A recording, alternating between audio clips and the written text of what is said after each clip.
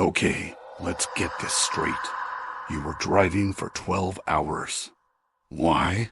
Well, because your car broke down and you had to drive to a mechanic that was just open 24 hours. Okay, so you're exhausted, you find a motel. Yeah, but why did you have to stay in the most disgusting one? There were plenty of other ones.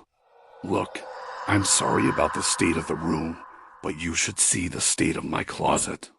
Oh, wait, never mind. Can we focus on the main problem here? The woman at the front desk was shady as hell.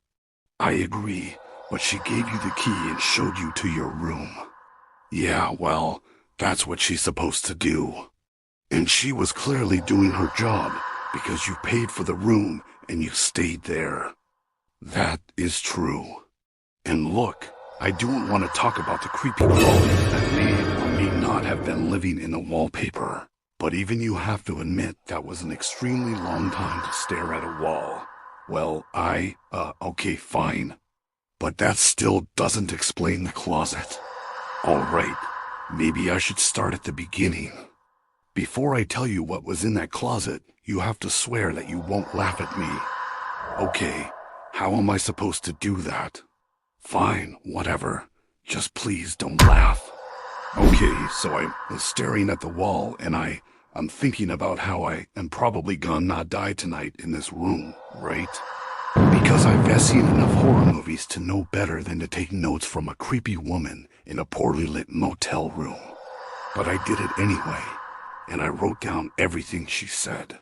Now, you might think that was dumb, but you have to remember that I was desperate.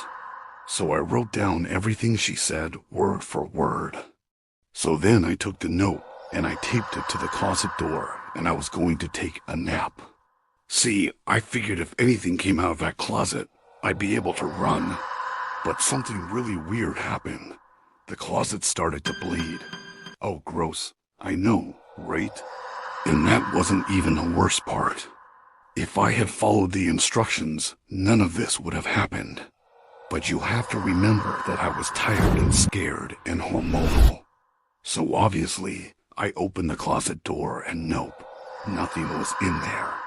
But then I realized that the entire time I had been holding my breath. So I exhaled slowly and this happened. Nope, sorry, no, not sorry. Never mind. I just wanted to let you know that this story is going to be continued in part 2, so make sure to subscribe if you haven't already, so you know when the next episode comes out. Thanks for watching. Bye.